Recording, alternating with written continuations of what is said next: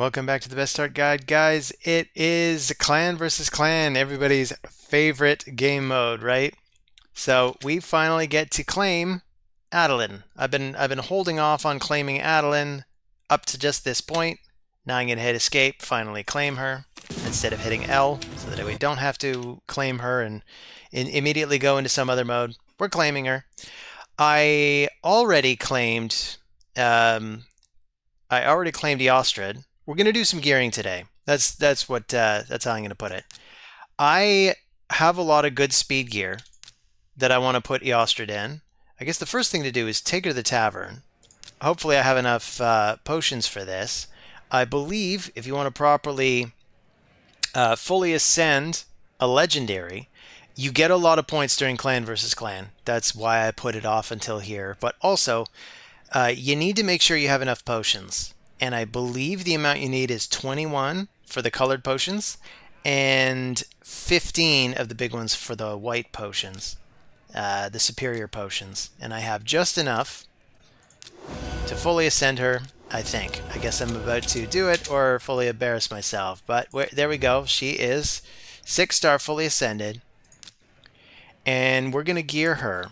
We're also going to do our masteries. I farmed those from Minotaur during the off time. So for the mastery, I might even do the masteries first. We want to make sure we have enough speed. But really, the Allure of Steel, this is what we wanted to make sure we got the absolute maximum speed out of the gearing. And you know what? I am going to go for the gear first. So she's fully ascended. That means she's now speed 115 instead of 105. She can now also equip a banner. So if I go for... we'll prioritize speed. This is often the first thing that I'll do, is I'll prioritize speed on stuff. I might even place the banner first.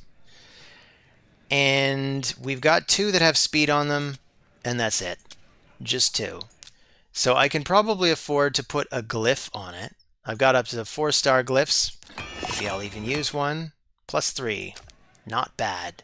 So I will go to the fitting room. And actually, I should have hit equipped first. My apologies. It doesn't matter. I don't really have a lot of Sylvan Watchers on this account. But we're going to try on this to get a little more speed. And then we're going to switch to, you know what? She wants accuracy, right? So I can now prioritize by accuracy. So we'll look at the amulets in particular. I would have wanted an accuracy banner, come to think of it. I don't think the other one was accuracy, though. I think it was... Yeah, it was resistance. So it didn't matter. I could have gone for an accuracy. Oh, no, I couldn't. I don't have one. So I suppose it really doesn't matter. Oh, I do have one. Look at that. Well, let's see if we can get by without it. So we'll just go with the amulets. This has a nice set of bonuses. What if I roll it up to 8? Often it's good just to roll stuff up to 8 to see if it's going in the direction you want it to, and if it doesn't, you pick another item and you go with that. Really, the only 2 stats... Wow, we're really not lucky today. The only 2 stats that matter on Eostrid, as far as I'm concerned, are accuracy and speed. So I'm going to take this one because it rolled exactly what I wanted. I'm super unlikely to get anything else. Yeah, because that's it. This is the last one that could possibly roll accuracy. And does it roll as well? Not at all. So I'll take these 2.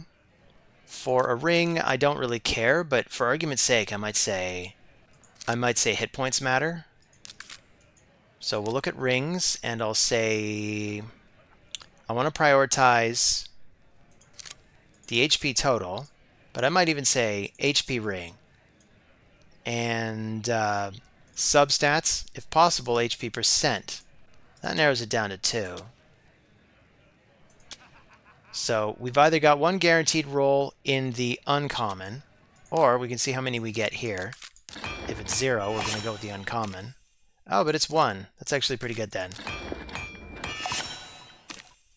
If we got some of each, that's a better array of stats. I will take it. And then we'll go to the main area. And I'm probably Just going to take my stuff from my speed 113 Diabolist. I want to rank order in terms of speed. I still don't have an ascended set of boots. That would have been nice to pull. Actually, if I go to my rank 6, yeah, I did get one more. I did get one more speed boots at rank 6. I have enough. Let's see if we get lucky. Nope, not this time. So it's just yet another set of speed boots, but I could even take this one instead of this one. This has some accuracy on it. This has some accuracy on it. It didn't roll any, of course. Neither of them did. Even that's got accuracy on it. This might technically be better on accuracy, huh? It's 11. So I could glyph this one. For now. Why not? So let's enchant with the accuracy. I will spare this for now. Try to keep the really good glyphs for the really good accuracy rolls. And I will roll these up, because you know what? It's clan versus clan. This is a good amount of points. 1.7 million. Geez. I'm glad I brought a cash flow of 15 million. When you're building champions, it's hard to say how much silver you're going to need to fully regear them. I'm probably, as I said before, just going to be kind of swapping gear with Diabolist. I have new stuff too. I've been farming Dragon. I can farm Dragon 20 now on the starter account. I isolated for accuracy, right? No, I don't think I isolated for anything. All right, so these are the things that I kept. This doesn't even have any speed on it. This does. It's unlikely to be better than the gauntlets I already have. But, I don't know, a 9 speed on an account that's only a couple months in is probably still well worth keeping. So we'll look at... This is all the stuff I got from Dragon. You know, it's triple speed on Dragon until about, I think it's about noon today, so it's almost over. But at any time the Dragon is on, you know, speed gear, or any good kind of gear, it's a good time to farm whatever kind of gear that you want, right? But Dragon is always good to farm. There's a lot of good pieces in Dragon. Anyway, let's just look at the equipped stuff, and I might prioritize by speed. I've already done that. Substat speed to simplify. So we'll try on the shield. The chest piece, which is also not accuracy. So I may have an accuracy problem on Eostrid if I want to have the absolute fastest stuff. Or I could leave the fastest stuff on Diabolist. But let's see, I've got her to 316, so she's actually outspeeding Diabolist. So I figure I should lean into my fastest champion. It'd be her. Diabolist, I think, has kind of a similar banner. I think she's got the sort of banner where she's got one speed roll in it, and then she's got maybe a +3. I think that's exactly what happened on her her banner as well. Mind you, I think her banner is actually accuracy, so that might be why she's better off. So we got the 116 accuracy, but you know what?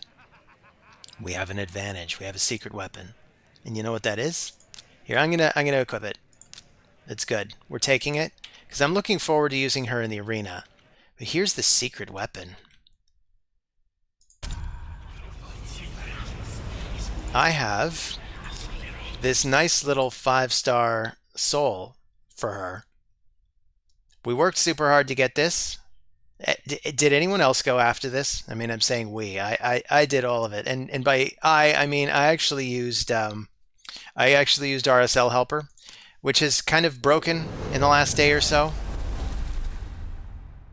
Got to wait for the update, realizing how much I need it already. But here's Eostrid in her soul, so we got to give her something. I think I either want to give her the Intimidating Presence, which will give her a much better aura, strengthens the team's aura by 15%, weakens the enemy team's aura by 20%. So you get a better tug of war out of this when you're comparing your aura to your opponent's aura. She's got a 28% speed aura in Arena. That's going to be a really good aura to boost. The other thing I'm thinking of is Polymorph, which means if they outspeed us and they try to hit us with some sort of debuff, they get polymorphed, which is obnoxious as hell. I don't like the game mechanic, but I do like to use it in my favor when I can. I think I'm going to go for Intimidating Presence, though, because at this level, I'm not expecting to see a lot of polymorph, but we never know. But as you can see, the stats get better as the stars get better. It's too bad we don't have the 6, because then we could have the plus 15 stats and be super duper fast, but we do get the plus 75 accuracy, and I want it. So we'll take it. What blessing would you have chosen? It doesn't even have to be of those two. It could be any other blessing that you happen to think is the absolute best on Eostrid or any other speed lead. This is just what I think is the best for her. I'm probably still going to pair her with Diabolist, which means Diabolist now needs gear. Or I could just pair her with Seeker for now. I kind of want to already take her for a spin. Maybe we should do the Masteries first, huh? So we'll go back to Eostrid. We'll go to the Masteries, and I definitely want as much speed as possible. She puts up lots of buffs, so Solidarity could actually be a neat idea, where you get a bit more resistance on everybody.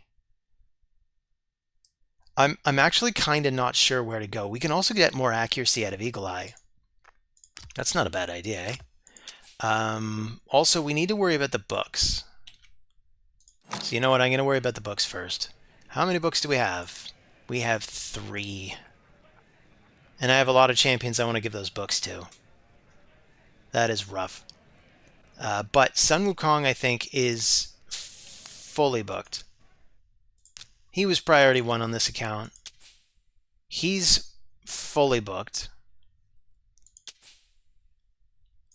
Next, I don't know.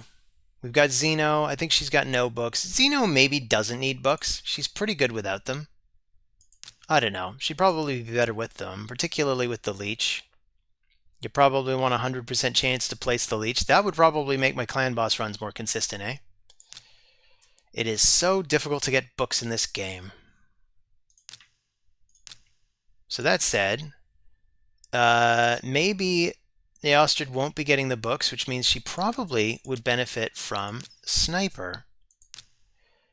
So she's got a 75% chance of placing Weaken. With Sniper, we could make it 80%. If it booked up to here, it'd be 90%. So we still don't have enough books for her anyway. So I think this is probably a pretty good bet. We'll give her Sniper. And we will give her accuracy plus 50. I mean, these can be switched for free once anyway. So often when you're setting your first masteries, you might want to change them. 30% chance to extend the debuffs is also a good one. I'd also like to go for Evil Eye, just in case we wrap around her A1, and I want to slow somebody down just a bit more. You can take her A1, hit somebody, and you get another 20% knocked off their turn meter. Good at slowing opponents down. 30% chance of increasing the turn meter when a debuff cast. You know what? I probably would prefer this one, though, because you can take the buff one, you can take the debuff one, and often there's a kind of a balancing act. She's got 2 debuffs she places. She's got 2 buffs that she places. This also places a debuff. So maybe that's what kind of tips the balance. So maybe we should go for debuffs. I'm not really sure. I mean, if you're using her against a boss, particularly Hydra, you're going to be putting up more buffs than debuffs. So they'd both be valuable. I think in a pinch, I'll take the buff one, just because I think we're going to use her in Hydra too. And in Hydra, it's kind of a 6 of your guys versus 4 of their guys. Sometimes they can't get debuffed anyway. Let's take this for now. And I'm not even sure whether I want to go offense or defense. Defense, she survives a little bit better. Offense, she's just putting out a little bit more damage against bosses in player versus monster mode, player versus enemy, PvE, whatever you want to call it. But you know what? Because we can't take anything from the bottom, like War Master would probably be what I'd want to give her if I wanted her to be good against bosses. Maybe we should just take the defensive route, just to give her a bit more survivability, make her a little more difficult to mess with. So her accuracy is 241, which is good enough for the lowest level of Hydra. It's probably good enough for early game arena. I would like to see a little bit more. We'll have to wait and see if I get a nice accuracy banner. The banner is likelier than the chest piece because this chest piece has a +3 speed on it. I kind of don't want to mess with that. So let's give her the defensive tree. So do I want resistance? Do I want defense? This is a good question. I mean, it's not like she's got that much resistance now. I mean, she's barely breaking 100. So I'm just going to give her the defense. And I'm going to give her the blast proof, so she takes less damage from AoEs. She has some healing built in. This could give her even more, particularly if the Hydra steal regen buffs. Resurgent, which will make her last longer against Hydra. This, actually, it's probably this. 50% chance to remove... Oh, and this is the wrong one. 50% chance to remove one random debuff from this champion when they lose 25% of their max HP. That's also a good one. I was thinking of this one, Delay Death, which reduces damage the more you're hit by the same enemy. So if you're in a long, drawn-out fight, you probably want something like that. But yeah, I'm probably going to take Resurgent, just in case she does need to shake off a debuff. And I will take Delay Death. And what else do we need? Retribution could be good. Because she gets hit, she can use the Retribution, 50% chance of placing Sleep, and 75% chance if they're under one of these. So that's pretty useful. She gets hit after doing her increase. She's got a good chance to hit back. This, of course, just gives her turn meter right away, so she can get back to buffing the party faster. So they're both good, and I've really only left myself the option of taking one because I got greedy and I took these. I don't know. What do you guys think? You guys think I should go for Cycle of Revenge or Retribution? I want to pick one now.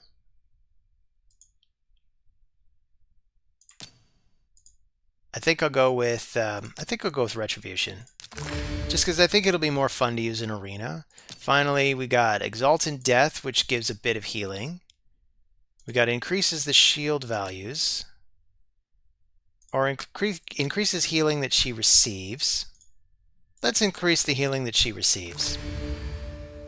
I like the sound of that.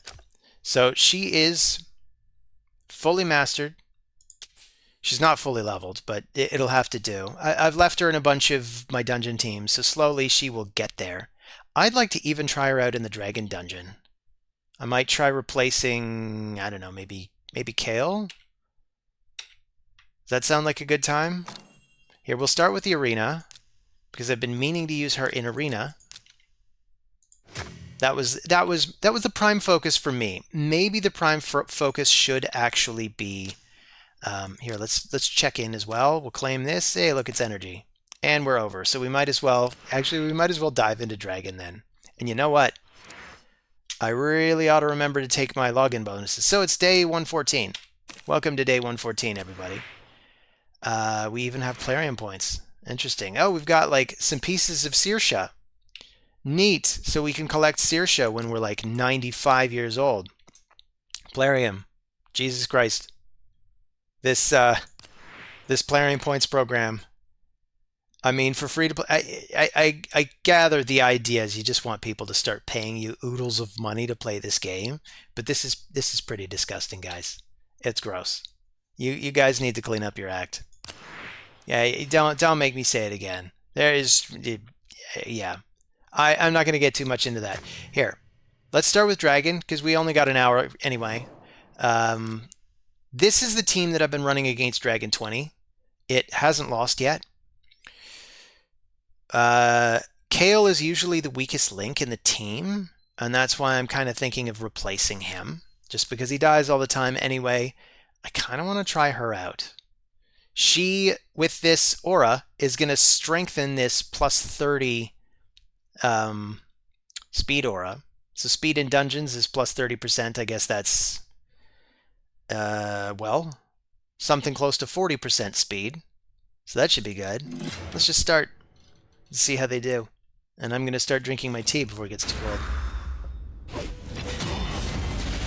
Actually, because I hadn't started drinking it at all, it stayed nice and warm.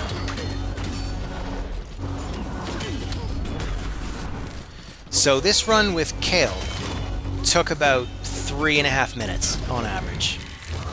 That seems to be the average. Now, without Kale, we got one less damage dealer. But because we're going to go more quickly, hopefully that won't make too much of a difference. We'll spend less time getting beat on by the enemies, more time beating on them with my guys. I'd also like to give RBM some better gear, because right now his gear kind of sucks. You know what, there's another champion I want to re-gear before we hit the arena. And if it turns out we really don't need Kale for Dragon anymore, that means we probably only need him for Clan Boss. I'll see if I can getting away with changing up his gear, because I'd really like to put my best stuff on Foley. I think it's time. I think Foley deserves better gear, and I use him as one of the two main arena nukers, because Foley can block revive on champions, and you see Sun Wukong everywhere, right? He's on my arena team. I'm using Sun Wukong, and at this point, 2 speed leads, Sun Wukong and Kale. So I want to change up Kale for Foley.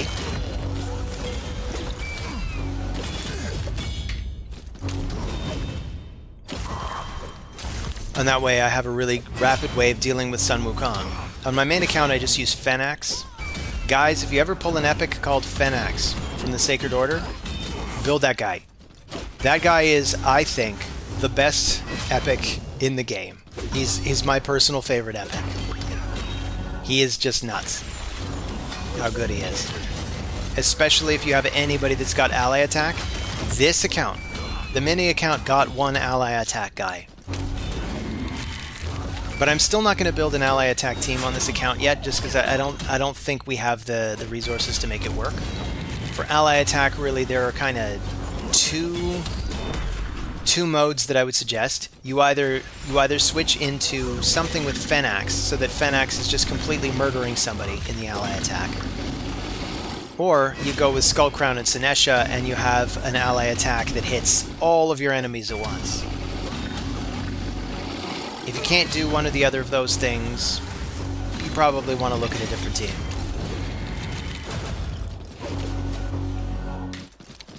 I know, this game is very champion-hungry, champion-dependent.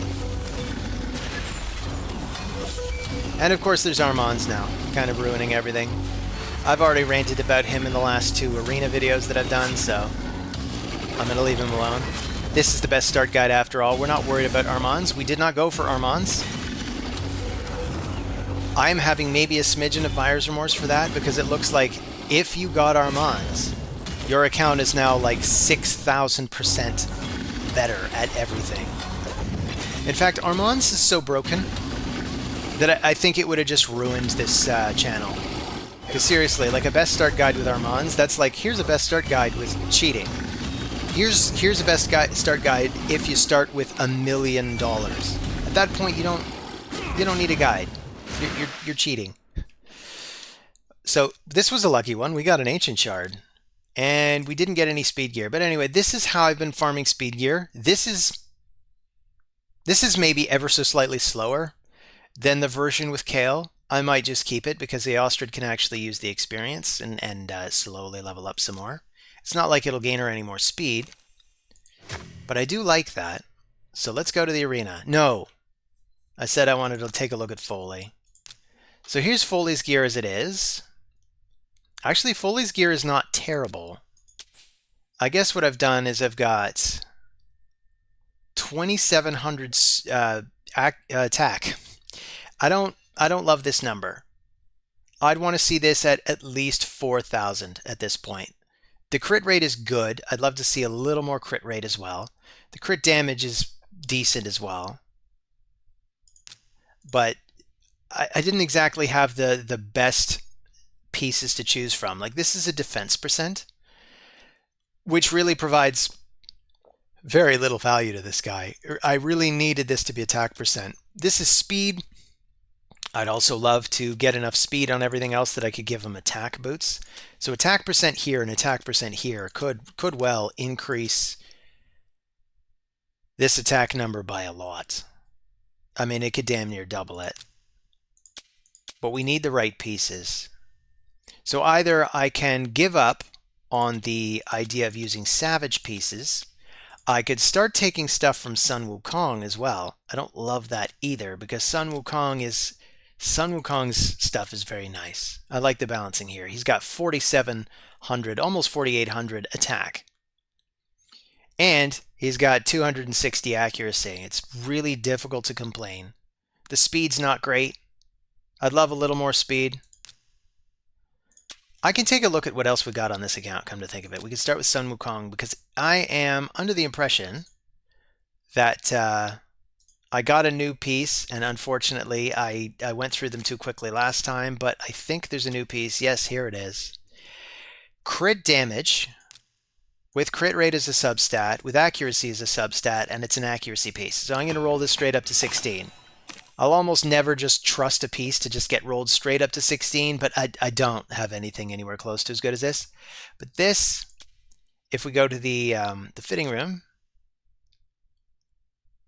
and I can even look at equipped pieces, but for this piece, let's see, crit damage goes flying by 80, accuracy goes up, attack barely moves. This is just a really, really good gauntlet.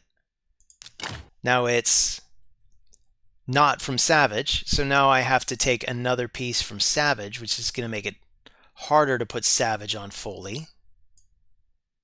But I need Savage on Sun Wukong, so what I'm going to do is I'm going to look at all the Savage pieces, because you know what, jumping all the way from 139 to 219 is amazing. If I can make up the lost crit rate anywhere, that's what I want to do. We could also use perception pieces instead of the accuracy pieces, I guess, but of course that means giving up on the gauntlet that I just got, so I don't think that's going to happen. But this is why I wanted to be able to push to Dragon 20. This piece right here, this is a piece I could only have achieved at Dragon 20. So I am happy to see that. So we go to Savage, and what do we need? We need to replace maybe the helmet.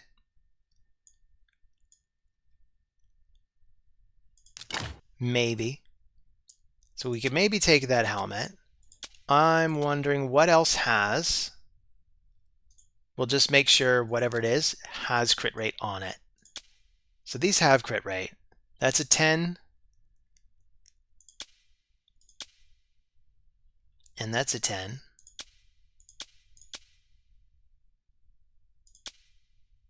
So unfortunately, I think that's about as good as it ever gets. It's really too bad you can't glyph crit damage and crit rate, huh?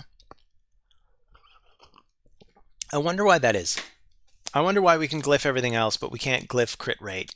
Maybe they did that just to make it extra difficult. This has even more accuracy on it, though, so I'd probably go with this before I take the one from Foley. There's also, so that's defense percent, HP percent, that's attack percent. That's cool. That's probably going on Foley or Sun Wukong. Let's see. What's this roll if we roll it up to 8? 9%. How about all the way up to 16? We even get a little bit of speed off it. That's cool. So there's a little bit of dip in accuracy for Sun Wukong. There's a little bit of dip in crit rate. His attack is the same.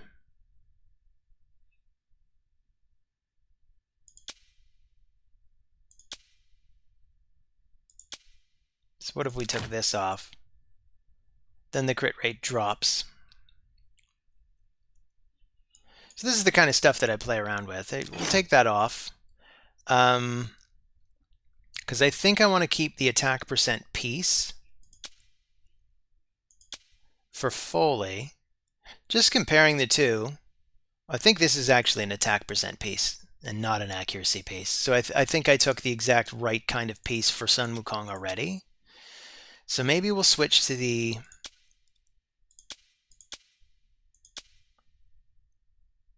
this one, this one. Don't remember which one it was. But this looks good. Yeah. We'll go with this one. I don't love the fact that it's dropped from 100% down to 79%. This is going to take away a lot of the consistency that I'm getting off Sun Wukong. But man, in Arena, it's going to be so much better. Maybe I can play around with the boots. So we could put speed. There's the expense of a little bit of speed. The expense of a little bit of attack. I'm sorry. We're getting a little bit more speed off it.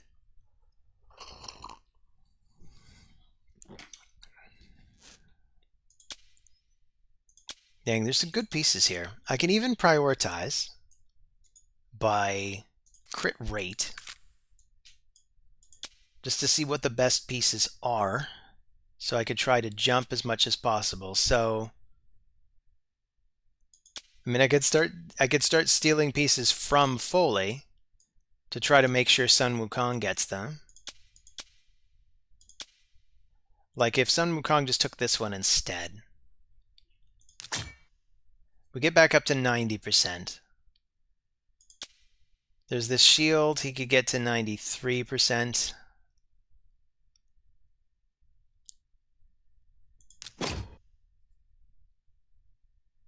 It's probably about as high as I can get it. Or the boots again. We get another 6% off the boots, taking it to 99%. And the attack is still pretty good. Like the attack is at about 3,900. Speed is 171. I kind of like it. We got crit damage 210. I'm going to try going with these numbers for a while. And in fact, attack could go back up because we could just take this and roll the weapon all the way back up. We even got accuracy. Look at that. The other stats probably don't matter. So his total attack, still damn near 4,000. It's really annoying. I want to say his attack is 4,000. Can I glyph anything to get there? We can enchant this. Let's here. How much does that give us? 1%. That's lame. 4%. Much better. So look at that. 4,000 attack. I can live with that. 4,000 attack. Crit rate 99%. Crit damage 210. He's got the new gauntlets that I found, freeing up some good gauntlets for Foley. So Foley, I mean, I now took stuff from Foley because I'm smart like that. But we'll take anything with substat crit rate on it. Can even prioritize by crit rate, but that's 5%, that's 12%. This, we don't know. 14%. Cool. Let's take that. So we'll do the fitting room thing. We'll try that on. Remember to look at the equipped stuff, just so that I can steal stuff from other champions if needs be.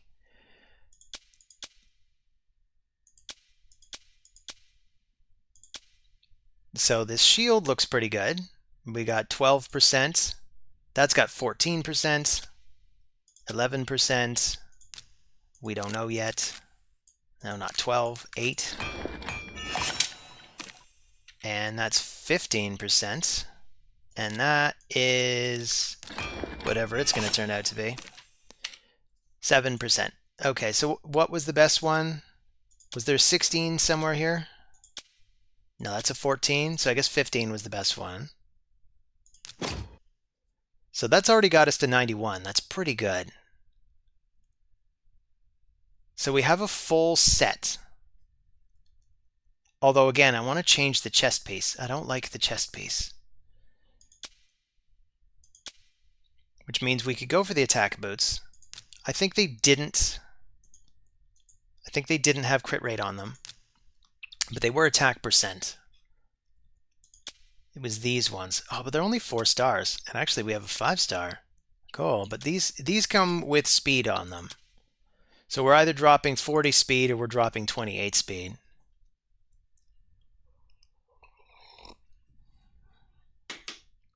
Of course, if I roll these all the way, there's always a chance we get crit rate on them. I would normally never advise just gambling this much, but hell, we got the stuff to burn. And look at that, we got crit rate. What is going on today, RNGesus?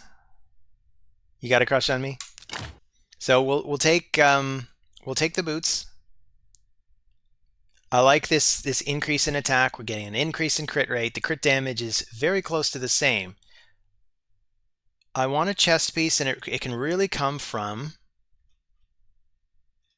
probably anything. But we do have this one. That's a big jump in attack right there. It's a jump in speed. It's a jump in crit rate. I think we should just straight up take it. It's exactly what we're looking for. So that means I can pretty much change up any piece to match whatever I go with for the gauntlets. But the gauntlets, they have to be crit damage. And we do actually have some crit damage pieces here. None of them have crit rate on them, but I do have a piece on Kale. And this is why I was mentioning, like, if I can get Kale out of all of the other comps where he needs these gauntlets, and really, it's not like these are even lifesteal, so I could keep Kale in his lifesteal stuff and just take these gauntlets. But I mean, look at this. This is plus 100% crit damage. Just a massive boost. I'm losing some crit rate because, of course, this didn't roll crit rate on it. Of course. So let's take that, and finally, I want to look at something with the substats that are speed and crit rate and crit damage, like this weapon. Oh, that's a good weapon. Of course, it's a big dip in crit rate again. I don't want to drop down to, what's that going to be, like 66%? So only 2 out of 3 hits are going to be crits. I don't love that. So I want to try something else. I could be more generous with the threshold of what I'm looking for and say, okay, it doesn't have to have speed on it. Actually, I hate this speed. 126 speed is really bad. It's going to be really hard to speed boost into that. I almost want to say, you know, he's going to need a little bit of stone skin to survive, and this is a very early game account. I do not have a good chance of having that. So let's take speed and crit rate. And we'll add them where we can. That adds a lot of speed at the expense of just a small amount of crit rate. So we'll bear these 2 shields in mind. One loses a little crit rate for speed, one loses less crit rate for a lot of speed. Yeah, maybe I should just take that. Maybe crit rate 70 if I have this much more speed is still preferable. What is going on this shield? I mean, we could try rolling up the shield as well, just to see if I get lucky and I get a speed roll out of it. Of course, we could do the same with this one and see if I get a good roll out of it, like crit damage. That'd be cool. Or even attack percent. Hey, look at that, crit damage. Okay, let's roll the shield up. This is the one. It's got a lot more speed on it. We lose a little bit of crit rate. We can probably make up for that with the helmet. So here's a helmet that rolled terribly. Or a shield. I'd almost want to take Kale's shield. So comparing the stats here, I don't know. What happens if we roll this one more time? We get a little bit of crit rate. And if we roll it all the way up, we get attack percent.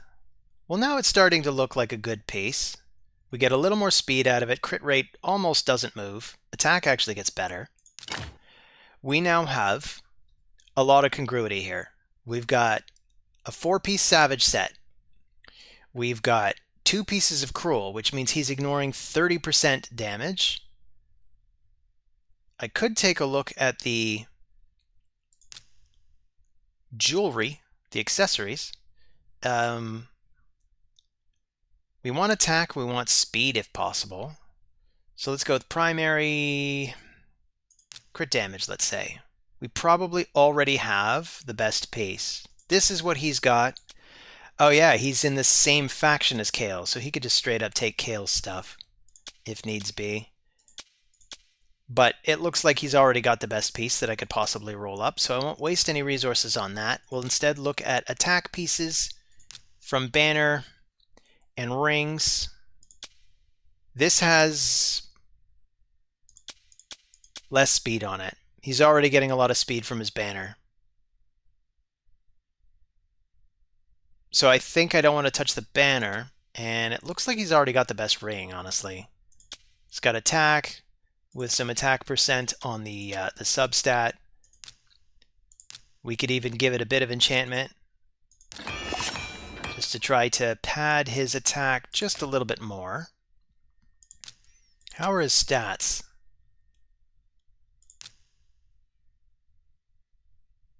Okay, it's not showing them right. Here, let's equip this. I was like, are you kidding me? He can't still be at 2,700. He's not. He's at 4,400. So he's at 4,400. His speed is low. Crit rate, close to 70%. I really want to make an improvement on that, but basically that's going to come with time. We'll farm Fire Knight, and oh, this is the other problem. Right now I've actually got him with Giant Slayer because he's part of the clan boss team. I might take him out of the clan boss team and get him into Helm Smashers so that he hits even harder, but I think for now we're probably fine. We're already going to get good damage out of him. It'd just be a little bit better with this though. But I think, for instance, his Sealed Fate attacks all enemies, decreases their current turn meters by 15%, then attacks the targeted enemy. Enemies killed by this skill cannot be revived. So there's not really any blocker of any damage piercing effects in there, armor piercing effects in there.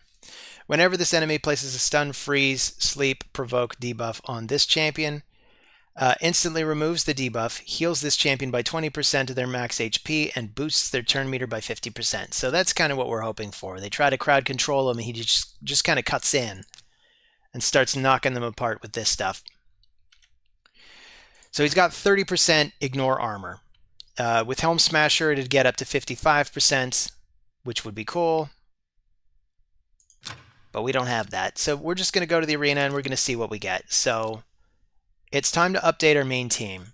It's not going to be Kale anymore. It's not going to be her anymore. I think we're just going to get by using Eostrid, Seeker. I'd actually like to put Seeker in a different team because he's good at buffing defense if you don't go first, and he gets hit, and then he gets to buff defense. Also, his turn meter effect of plus 30% for the whole party will synergize very well with one of the new sets that you farm from Cintranos, but that's for another time. For now, I'm just going to leave him with speed stuff. His speed is about 240, I think. So Eostrid is going to go first at 316. Seeker is then going to come in at 240. And he's doing a 30% turn meter boost. So we're getting, here's all the turn meter control we're going to be getting. we're getting 15% turn meter boost for friendlies. Another 30, totaling 45% turn meter boost for friendlies. Eostrid also boosts into a free turn, meaning she's turning down the enemy's turn meters by 15%. So I might replace Seeker at some point with Diabolist, just so Diabolist still has a job. We don't need Seeker's increased attack because Eostrid has all of it. So basically we'd want Seeker on another team where they need the increased attack. Eostrid does it herself. She gives 15% to allies. She takes 15% away from foes.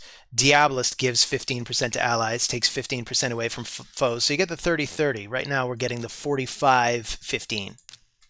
I still like it. So it's what we're going to run. We're still going to run Sun Wukong, and we're going to run Foley. So Sun Wukong, I usually open with the Staff of Wonder, but it's kind of unclear what the correct one is. And in fact, because Sun Wukong is going ahead of Foley, what I might do, I might just take this off. As I think basically if you trust the AI, I think it just goes for the block buffs first. And that might be the correct move in this case. He just strips everybody, places block buffs, Foley comes in with his attack, does as much damage as possible. I hate that it's only 69%, but when we hit, we're really going to hit. And that's what's important. We got those big crit damage numbers between the two of them. And then we also got Seeker. I like favoring Tailwind just in case. Eostrid, I don't know how good her AI is. I assume if you trusted her AI, she would know to do this first. And then she would go into this. But just in case she doesn't know to do this, we're going to force it. So that in every fight, she's going to do this no matter what. So let's start it on full auto and see what happens. So we get our buffs. We debuff them. We provoke one of them. Block buffs. And Foley just straight up went for his A1. I think what I actually want to do with Foley is I want to tell him to always, when it's available, use your Sealed Fate. This is your 1. This, I don't know if this should be a 2. I forget if there's a difference in the modifiers. Anyway, this isn't super important for most of you to know because I imagine most of you probably don't have Foley exactly. But there are a lot of block revive allies now. So maybe you don't have Foley, but maybe you have Xavia. Or maybe you have... Actually, let's go through the list of block revivers. And come to think of it, I don't have a lot of them on this account, so I'm going to the index. I might even miss some of them. But here's my good fave. I will talk about this guy a lot just because he's completely amazing. He's got block revive on his A1. He's an epic. You're likely enough to pull him at some point. When you do, you want to build this guy because if you put this guy in the correct ally attack comp, he'll just murder everybody that you ally attack and they will never be able to get them back. They'll just be gone.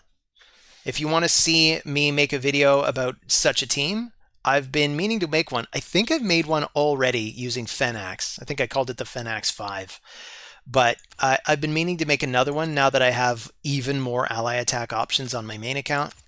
But I absolutely love this guy. Like, all of his moves are great. He's got an area of effect attack in case you do want to nuke the enemy party. This is a good attack. This is super good, hits super hard, places really good debuffs. But if they're debuffed already and you hit with this, you get that extra hit. So this has, like, I think its modifier is something like an 8.0 when you have a debuff already placed on them, which is unheard of for an A1. It is just ridiculously powerful. He nukes super hard. Let's say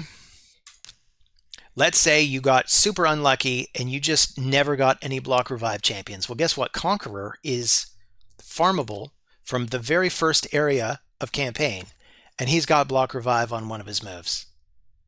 So this guy can do it. There are other rares who can do it. You've got, there are a number of dwarves that can do it, I think. There are at least 2. You got, let's see, there's Painsmith. Painsmith can come in with a block revive, simultaneously placing block debuffs on himself. So he's another good option. This guy hits particularly hard too,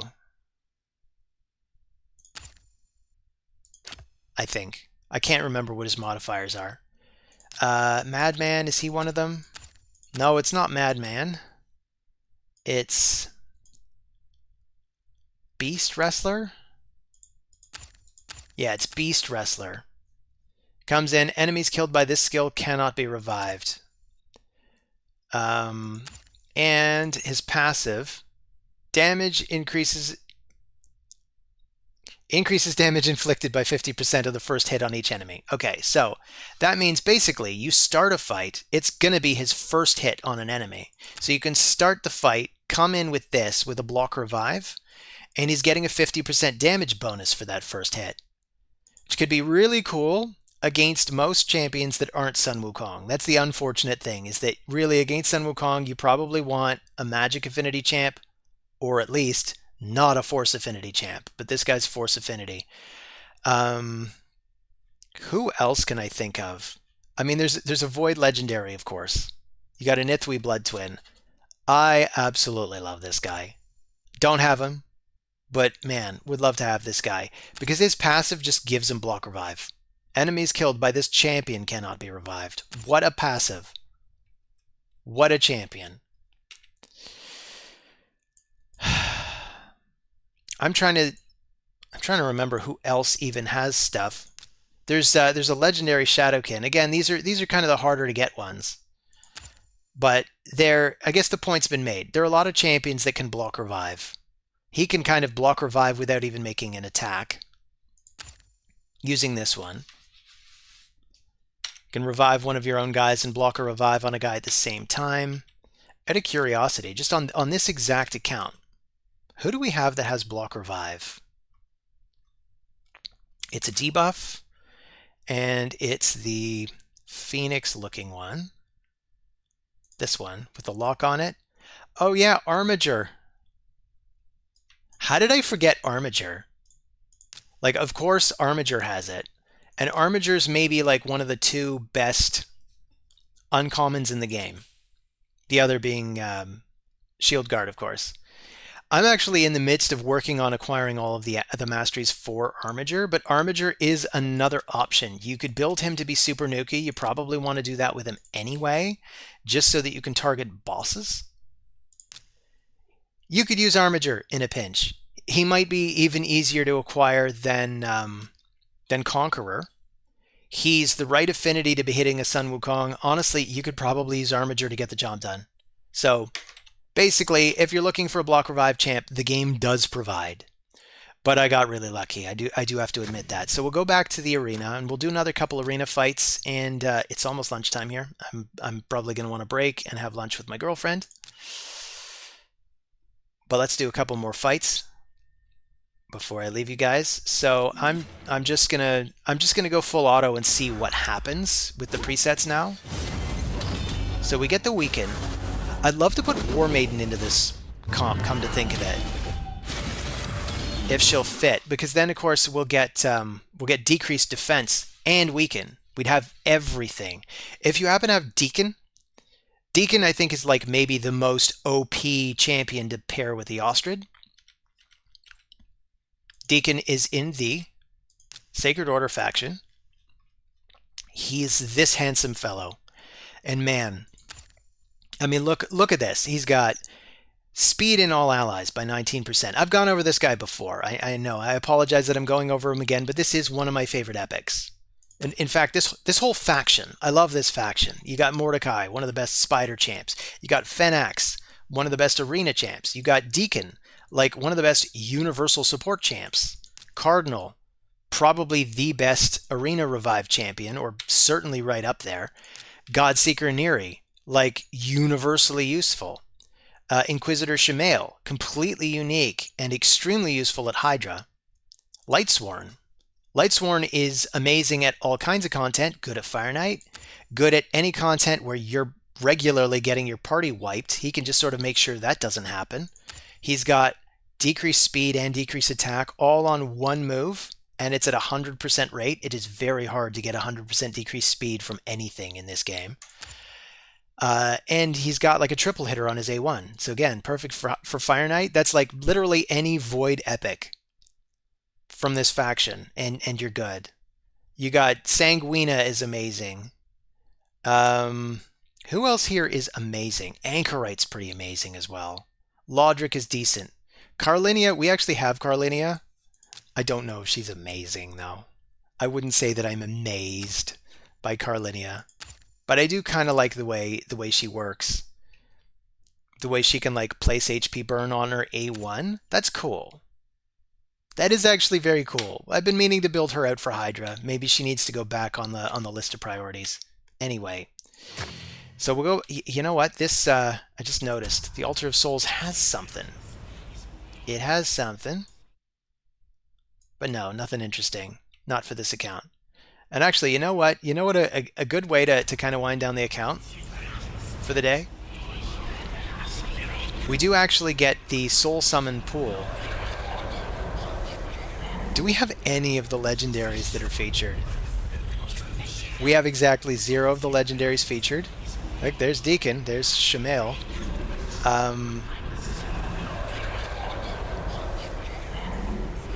Well, we got the rares. We got the featured rares here. I'm going to pull these at the very end of the video. I'll do another couple arena fights, and then I'll pull those. And then I will bid you all adieu for the day. Because this video is probably getting long enough. How long have I been going? Damn near an hour. Wow, this is a long one. So I apologize for that, folks. I didn't mean to make it this long. But then again, the first episode was 2 hours. And if that didn't scare you away, I don't think anything will. Anyway, that's not the arena, Gavin. This is. So we come back to the arena. I want to look for Sun Wukong team. Let's take this one. He's in the lead. Let's see how well this team handles it without any interference of my own. So Sun Wukong got taken out first, but it didn't matter because we wiped out the team. But if I were to do that manually, I would probably not target Sun Wukong until we got to him. In fact, here, let's let the buffs go up, debuffs go up, buffs go up, and then we'll take his extra turn. This is also what I like about Seeker or Deacon as a partner for Eostrid. Eostrid's getting 2 moves. So she's getting 2 turns, and Deacon or Seeker are getting 2 turns. So you're getting like 4 turns before anybody gets to do anything. Now I'm pausing on Seeker because I'm trying to figure out, okay, who do I want to provoke just in case they get a chance to go? Let's say him. Because Magnor has a really, really heavy-hitting nuke that I am sort of worried will kill us. We could even go after... Since we don't have to worry about buffs yet, I could even go after him first. And that just wiped out the party. Man, we didn't even need Foley. We didn't even need Foley for that. So I could even break them up. Like, I could put War Maiden in this party so that Foley just has the benefit of hitting with the absolute maximum power. Maybe I want to do that. Let's look for another Sun Wukong team. Of course, War Maiden has a pretty crappy chance of hitting Sun Wukong, but it, you know, it's fine. It also means I have to move Eostrid.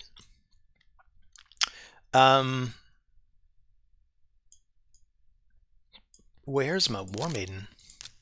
So we'll look in the vault. I think she's still just a 3-star. War Maiden really deserves some love. But let's just make sure she goes for her Crumbling Blast. She's at speed 105, or 185, so she will go ahead of Foley. And we just make sure Eostrid is doing her stuff. Actually, for education purposes, why don't I just leave that off and see if she's smart enough to do that on her own? So let's see. She goes buffs, debuffs. Yeah, looks like she's doing it right. He places his buffs. Let's provoke. Who do we want to provoke? I think we'll just want to provoke her, maybe. she might survive. We didn't manage to do it. So War Maiden brings in her decreased defense. And then we get the block revive. Now, unfortunately, we didn't kill them all. I don't know how good this party is at sustaining itself. But we do get a little bit of healing out of Eostrid's passive. We're super not good at killing Ultimate Death Knight, though. I think we just got shut out because this is bad. This is super bad. Because she can cycle through moves super quickly, put out tons of healing buffs. I think we're almost certainly better off with Sun Wukong in this team. So maybe I spoke too soon, but I think basically the way to go, particularly if I'm doing tag team arena and I want 3 good teams, I'd probably break up all my best champions, have War Maiden pair with this team, just so that I have the weaken and the decreased defense. Yeah, we're done for. So let's see if I can redeem myself by having Sun Wukong in that team. So we'll take out War Maiden, we'll put in Sun Wukong. And we could favor the Staff of Wonder, but maybe it doesn't matter.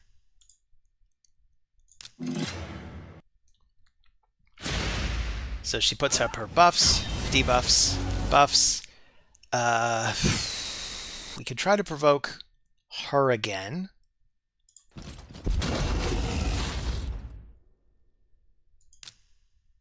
So maybe I'll go for, you know what? I'm going to go for Ultimate Death Knight. And yeah, Sun Wukong just killed everybody.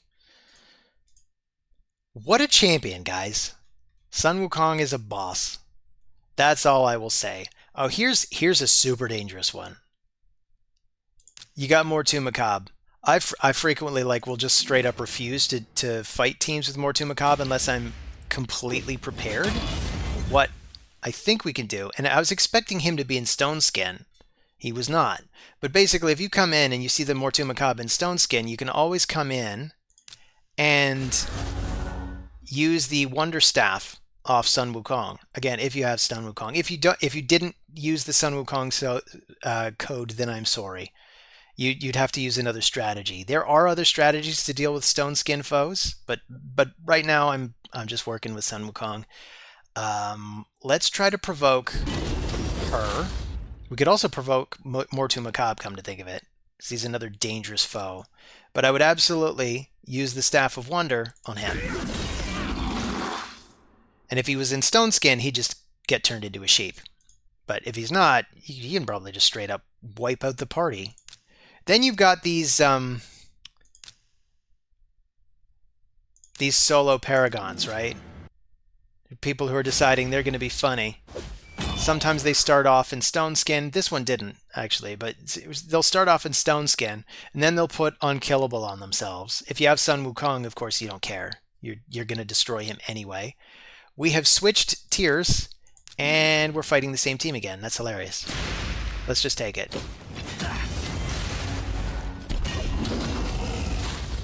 Maybe we're not fighting the same team. No, the last one was a 40. This guy's a 60. This is somebody else being funny.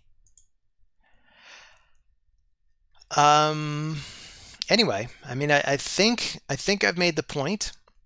I was really struggling in Arena at this point in Gold 3, and now I think we finally got a Arena lead and decent enough gear in the Arena that we can handle it. Here's another team that would offer a lot of problems, because we got 2 revivers here. We've got Rector Drath and we got Cardinal. Both of them can revive. The whole point behind Cardinal, that OP epic that I just pointed out, like not moments ago, of the many reasons why I love the Sacred Order. But let's see. Put up her buffs or debuffs. I can trust that to work on auto. He can even put up his buffs on auto. Not that we need them, but I needed the turn meter. So everybody's catching up. This is good. I don't know if we're getting cut in on, and I may not know until we catch up to teams that are even faster than this. But there's a lot of power here. We're basically getting 45% turn meter, and we're taking away 15% of their turn meter, and we're putting them under decreased speed. That's a lot of work that this team is doing.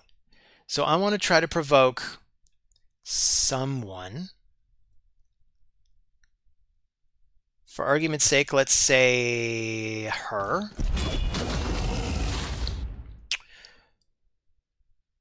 Now, this is probably just going to kill everybody again. I mean, it's kind of a shame because I wanted to show off what Foley could do. Because if Foley kills Sun Wukong and say the other three, and she were to survive in Stone Skin, this is another thing that you'll frequently see. So this team maybe would have been a lot better if Cardinal was in Stone Skin. Sun Wukong comes in. He'd probably kill the others, but what I'd actually do is I'd probably just have Sun Wukong target her. She'd go into a sheep. Foley would then come in, kill everybody else. And they'd be dead with block revive. She'd come back, and even if she wanted to use her revive, where they all get to go right away, none of them would revive because of the block revive. Anyway, I think I've gone on about that enough. I'm going to wind this video down. So let's see what our free material gets us. I'm not going to make a prayer to RNGesus. Just surprise me. Surprise me, RNGesus. Oh, it's Bellower. Oh, this is good for this account. I was not expecting something to be good for this account. This is super good. Because we've got Bellower already at... well, he's at 4 stars ascended right now. I want to put this on now. Ascend this man. Ascend this handsome man. Okay, we're going to go back here, and I just want to awaken him with this. I love it. There's going to be a lot of power here. 5 stars is good, even on a rare, because he's still going to get... Have I even assigned... Yeah, I gave him Cold Touch, Phantom Touch. I don't know why I'm calling it Cold Touch. But he's got an extra 40 accuracy on top of what I already built him with. I put him in Stun. I want him going as quickly as possible. I might do another gearing guide on Bellower, just because I've been meaning to re-gear him. I have this idea for Bellower and for Shield Guard, and maybe for another couple of champions as well. But you got Supersonic. We don't exactly have great pieces of Supersonic. Like, I'd want an accuracy chest piece maybe, but we do have 4 pieces of Supersonic that I could maybe use. Here's what I like about it. Fills this champion's turn meter by 2% per each buff on each enemy. So he could fill his turn meter really quickly. I think this is the wrong one. I don't think I meant Supersonic. This is actually what I'd want to put on Seeker, or anybody that fills turn meter quickly, because if you can get him 9 pieces, you get increases any fill turn meter effects on this champion by 30%. And this in case you haven't got the memo from other channels yet, this is actually a typo. This is wrong. It increases any fill turn meter effects by this champion by 30%. So if you put it on Seeker or Arbiter or Siffy or anybody else that gets a 30% turn meter fill, you're getting like a 40% turn meter fill from them for the whole party. It is a substantial boost. It is really good. Now the set that I was thinking then, crap, I think it was the Guardian set. No, not the Guardian set, the Slayer set. Is it the Slayer set? It's the Slayer set. This is what I was thinking for Bellower. Fills this champion's turn meter by 5% per each enemy hit by AoE attacks. 5% per each enemy. So just try to imagine this in, say, Doom Tower, where you've constantly got 5 enemies that you want to crowd control. 5% is 25% turn meter each time you're using your move. Everything is a turn meter, or everything is an AoE, right? So you'd be getting 25% pretty much regardless of what you're picking. He'd just be going that much more often. And I'm thinking you could abuse the same thing on Shield Guard, because he's got this on a 2-turn cooldown. And in fact, on Shield Guard, because it's on a 2-turn cooldown already, and it already brings a bunch of turn meter fill. So this is just, I am just rambling about various things that I want to do on this account to make it better. So I apologize if I'm being a little bit incoherent. You can always ask me to clarify stuff in the comments. I'd be perfectly happy to do that. But basically fills this champion's turn meter by 2% per each buff on each enemy. Increases any fill turn meter effects on this champion. And again, it's like I'm looking at the wrong ones. But there are, maybe it's merciless. 30% chance to decrease a random skill's cooldown when dealing damage. There it is. Okay, so you got a 30% chance of decreasing a random skill, right? He's only got one. So you get 30% chance of reducing this. It's already on a 2-turn cooldown, so basically 1 cooldown and he gets to use it again. It's filling all of his turn meter, so you can basically, and I've already seen this happen on this account because of Jamarsa. This is another synergy that I kind of missed out on. I wasn't quite thinking about this, but Jamarsa is in the same faction as Shield Guard.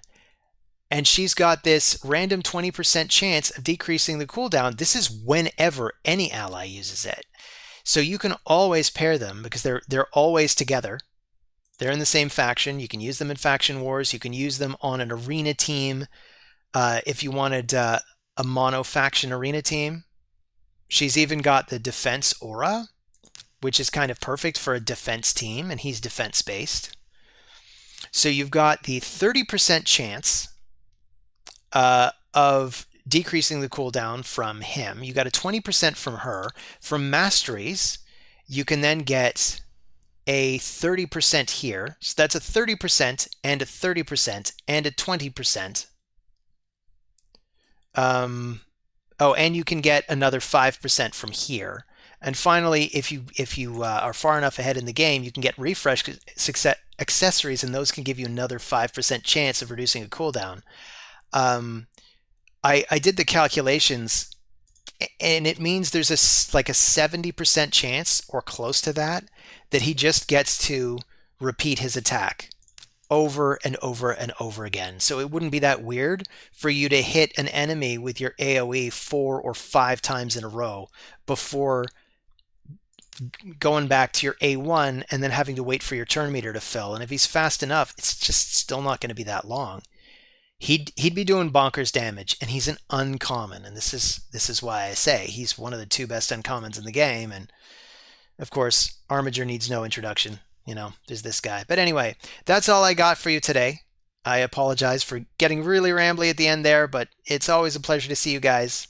Looking forward to seeing you on the next video. Take care of yourselves.